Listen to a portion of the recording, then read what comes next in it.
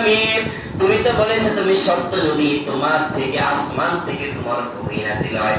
ও মুহাম্মদ, তুমি যদি সত্য নবী হয়ে থাকো তাহলে তোমাকে তিনটা প্রশ্নের উত্তর দেব। যদি তুমি তিনটা প্রশ্নের উত্তর দিতে আমাদেরকে পারো, বুঝবো আমরা তুমি সত্য নবী।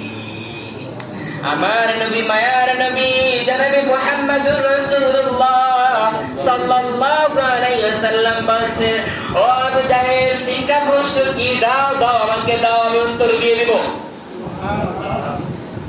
তখন তারা তিনটা প্রশ্ন দিতেছেন। প্রথম প্রশ্ন, ওই সাতজন যুবকের কথা বলো, যে সাতজন যুবক ঈমান বাঁচাবার জন্য পাহাড়ের গুহায় আশ্রয় নিয়েছেন। এক কথায় আসহাবে কাফের ঘটনা আমাদেরকে বলো।